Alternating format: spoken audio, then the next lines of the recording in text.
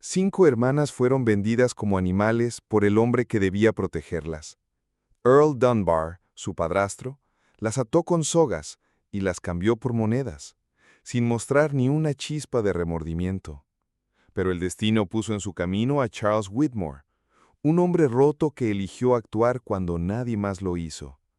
Y lo que ocurrió después devolvió la esperanza, el hogar y la justicia que parecía perdida. Texas, 1889. La tierra seca se agrietaba bajo el sol, y el polvo flotaba en el aire como si el propio desierto contuviera la respiración. En medio de ese paisaje inmóvil, un carro destartalado avanzaba lentamente hacia el pueblo de Claymore, cargando no madera ni sacos de grano, sino a 5 muchachas con los ojos bajos y las manos atadas con cuerdas ásperas. Mary, Judith, Ruth, Abigail y Emily, hermanas de sangre, hijas de la misma mujer, huérfanas desde hacía 2 inviernos. Su padrastro, Earl Dunbar, un hombre de voz rasposa y manos siempre manchadas de tabaco, las había heredado tras la muerte de su madre. Y ahora, acorralado por las deudas de juego, veía en ellas una mercancía, un recurso. «Nada personal, niñas», murmuró mientras tiraba de las riendas. «La vida es dura. Al menos tendrán techo y comida». Las vistió con ropa vieja y rota, descalzas, sin ningún intento de dignidad. Las ató de 2 en 2 con sogas de caballo, y dejó a Emily, la más pequeña, sola, como si fuera la última pieza que se reserva para el mejor postor. Ella, con 17 años apenas cumplidos, apenas alcanzaba a comprender la magnitud de lo que estaba pasando. Hasta que llegaron al lugar. El mercado no tenía letrero, pero todos sabían dónde era. Bajo un toldo de lona, un grupo de hombres se reunía cada semana para comprar cosas que no debían venderse. Las hermanas fueron obligadas a bajar del carro y colocarse en fila frente a una mesa improvisada. Emily alcanzó a ver una pizarra de madera. Manos fuertes, sin historial, obedientes. Judith fue la primera en irse. Un ganadero de barriga enorme y mirada enturbiada por el alcohol la señaló con un bastón. «¡Esa! Tiene buenos brazos. ¿Cuánto?» Judith forcejeó. Gritó el nombre de Emily mientras la arrastraban hacia un carruaje cubierto. Nadie le escuchó. La gente aplaudía como si viera un espectáculo. Ruth se quedó inmóvil hasta que un comerciante del sur le ordenó subir a un carro sin siquiera dejarle decir adiós. Abigail temblaba, pero nadie se detuvo a mirarla. Earl, mientras tanto, contaba monedas de plata con parsimonia. Las hacía tintinear entre sus dedos, como quien prueba la calidad de un negocio. Ni una palabra, ni un gesto de remordimiento. Emily tragó saliva. Su estómago era un nudo. Escuchó a un hombre decir en voz alta: «Una mujer que no habla trabaja el doble». Y otro, con una sonrisa torcida, preguntó: «¿La bruja sabe obedecer como un perro?». Ella sintió que el mundo se cerraba, que no tenía voz, que ya no era una persona sino algo más, algo que se entrega, se intercambia, se pierde. Y entonces lo supo. Ella era la siguiente. El hombre no gritó ni levantó la mano, no regateó, no pidió verla de cerca ni preguntó por su estado de salud. Solo la señaló con la mirada tranquila de alguien que ya había decidido. Esa, la pequeña. ¿Cuánto por ella? Nadie entendió del todo por qué Charles Whitmore se fijó en Emily. Era un hombre conocido en la región, viudo, dueño de tierras, respetado aunque distante. Algunos decían que vivía como fantasma, otros que se había vuelto huraño tras perder a su esposa. Lo cierto es que, aquel día, sacó el dinero exacto del bolsillo interior de su chaqueta, lo entregó en silencio y se marchó con la muchacha sentada en su carreta de madera sin decir una palabra más. El camino hacia el rancho fue largo y silencioso. Emily miraba el paisaje seco, las sombras alargadas de los cactus, las montañas a lo lejos, sin saber si llorar o no. La parte de ella que aún esperaba ser salvada se había apagado en Claymore.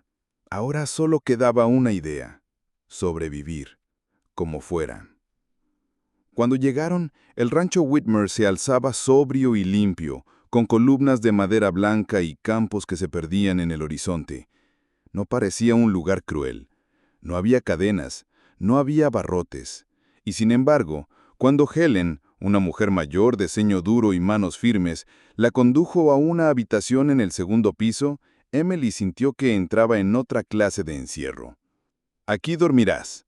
Hay agua en la jarra y ropa en el armario», dijo Helen sin mirarla directamente. «Báñate. El señor no tolera el desorden». La puerta se cerró detrás de ella con un sonido que no fue un portazo, pero sí definitivo. No había cerrojo, no había vigilantes, pero Emily no se atrevió a salir. Los días siguientes fueron un eco sin sentido. Por la mañana, Helen le dejaba ropa limpia sobre una silla. A mediodía, un plato caliente aparecía en la mesa del comedor, pero nadie comía con ella. Charles, si estaba presente, no hablaba. La saludaba con un leve movimiento de cabeza y luego desaparecía en sus tareas. No la tocaba, no la interrogaba, no le exigía nada. Pero esa indiferencia, aparentemente amable, la confundía aún más. ¿Estaba esperando el momento de someterla? ¿Era todo parte de un juego más cruel? Emily pasaba las tardes sentada junto a la ventana, mirando el viento mover los campos de trigo. No podía dormir. La cama era suave, pero su alma estaba tensa como un hilo de alambre. Una noche, mientras las brasas del salón morían lentamente, Emily se acercó a la chimenea. El silencio era tan denso que podía oír su propio corazón. Se arrodilló frente al fuego, abrazó sus piernas y sin poder detenerlo, rompió a llorar por miedo. No por rabia, sino porque su alma ya no sabía cómo resistir en silencio. Charles apareció en la puerta. No hizo ruido al entrar. Se quedó ahí, mirándola en silencio, no con dureza ni con compasión, solo con una tristeza extraña, como si viera algo que él mismo había sentido mucho tiempo atrás. Tras unos segundos que se estiraron como horas, se acercó despacio, no dijo una palabra, tomó una manta doblada que reposaba en el sillón y la dejó a su lado. Luego, sin mirar atrás, salió del salón. Fue un gesto mínimo, pero en el mundo de Emily, donde cada día había sido una amenaza o una transacción, aquel silencio cálido fue como una grieta en la piedra. No era libertad, no era amor, pero era algo humano. Por primera vez, Emily no sintió miedo de cerrar los ojos. Emily no era como las otras chicas que Charles había visto en ese mercado.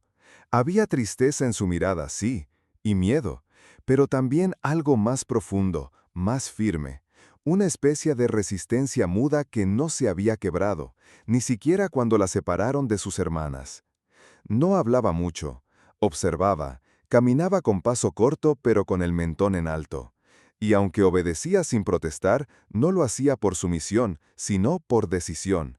Esa diferencia, sutil pero vital, fue lo primero que Charles notó. Un día, después de varias semanas en el rancho, él le llevó ropa nueva. Un vestido azul claro, sencillo pero bonito, y unas botas de cuero blando. Emily lo tomó entre sus manos, lo miró en silencio y levantó la vista. «¿Qué espera de mí?», preguntó, sin rastro de dulzura ni rebeldía. Era una pregunta directa, sin temblor. Charles se detuvo, no respondió de inmediato. Luego dijo con voz baja: «Nada, no espero nada, no soy como ellos». Por primera vez la miró de verdad, no como a una carga, ni como a una víctima, la vio como persona. Y ese reconocimiento, silencioso, hizo que Emily respirara con un poco menos de peso. Con el paso de los días, el rancho dejó de parecer una prisión. Emily comenzó a salir al campo por voluntad propia. Ayudaba con los caballos, aprendía a cuidar los huertos. Helen, que seguía siendo seca pero ya no distante, le enseñó a hacer pan y a leer las facturas del almacén. Por las noches, Charles se sentaba en una silla de mimbre en el salón. Emily leía en voz alta. Al principio, elegía libros al azar, sin saber si él escuchaba. Pero una noche, cuando cerró el libro, él le dijo sin girarse: «Mañana, continúa donde te quedaste». Ese mañana fue el comienzo de algo nuevo. Un día, mientras barría el porche trasero, Emily encontró entre los tablones una flor seca, cuidadosamente prensada dentro de un libro abandonado. Era una flor de campo, igual a las que crecían junto al arroyo. En la contraportada había un nombre, Mabel. Se la mostró a Charles durante la cena. «Era de mi esposa», dijo él con una voz casi inaudible. «La perdí después de perder a nuestra hija. Desde entonces, todo esto dejó de tener sentido». Emily no respondió, pero por primera vez entendió la tristeza que habitaba en sus ojos, una tristeza que no buscaba dañar, sino esconderse. Esa noche, cuando la brisa enfriaba los vidrios y la lámpara parpadeaba sobre el piano cerrado, Emily se sentó junto al fuego y habló. Contó de sus hermanas, de Mary, la mayor, que cuidaba como una madre, de Judith, que cantaba mientras cocinaba, de Ruth, que dibujaba en servilletas, de Abigail, que lloraba en silencio por las noches. Contó del día en que se las llevaron, de cómo gritaban, de cómo ninguna pudo despedirse. No hubo explosión, no hubo drama, solo lágrimas, suaves, inevitables. Charles no la interrumpió, solo escuchó con las manos entrelazadas. Cuando ella terminó, temblando, él dijo algo que no pronunciaba desde hacía años. «Vamos a buscarlas». No fue una promesa vacía, fue una decisión, una línea trazada en el polvo del camino. A partir de ese momento, el dolor de Emily ya no sería solo suyo. Y por primera vez desde Claymore, Emily durmió sin miedo al despertar. El invierno ya se había retirado cuando Emily y Charles comenzaron el viaje. No llevaban armas ni promesas grandilocuentes, solo un nombre en cada hoja del cuaderno de Charles y la firmeza de quienes ya no aceptaban el silencio como respuesta. Fueron de pueblo en pueblo. Algunos les cerraron la puerta, otros fingieron no saber nada. Pero la reputación de Charles Whitmore pesaba, y el dinero que ofrecía por información no era fácil de ignorar. A Abigail la hallaron en un campamento maderero del norte. Vivía en una cabaña sin ventanas, servía comidas a los obreros y arrastraba una pierna mal curada. Su mirada era opaca, como si el tiempo le hubiera robado la esperanza. Cuando vio a Emily, no dijo nada, solo cayó de rodillas y la abrazó con fuerza. Charles habló con el capataz. Nadie se opuso. Esa noche, las tres partieron juntas. Ruth estaba casada. Su esposo, un hombre 2 veces mayor que ella, era conocido por la botella y los gritos. Emily no la reconoció al principio. Tenía el rostro delgado, los labios apretados, las manos cubiertas de marcas. Cuando Charles habló con el juez local, no levantó la voz, solo presentó los testimonios y los nombres. Horas después, el hombre fue arrestado por maltrato. Cuando Ruth vio a Emily, tembló. Luego, con un grito ahogado, corrió hacia ella como una niña y se le colgó del cuello. «Pensé que estaba sola», susurró. «Siempre pensé que nadie vendría». Judith ya no estaba. Un predicador del este les dio la noticia. Había muerto 2 inviernos antes, enferma, sin que nadie supiera su nombre real. Pero había dejado una hija. Una niña de cabellos oscuros y ojos enormes que vivía con una mujer nativa en las afueras de un asentamiento apache. La mujer la cuidaba como suya, con ternura y respeto. Emily se arrodilló ante la pequeña, que no decía palabra. «Soy tu tía», le dijo, «y si tú quieres, puedo ser también tu madre». La niña asintió, y la tomó de la mano. Mary fue la más difícil de encontrar. Era la mayor, la que siempre protegía. Después de la separación, logró escapar de un hombre que la llevó al sur.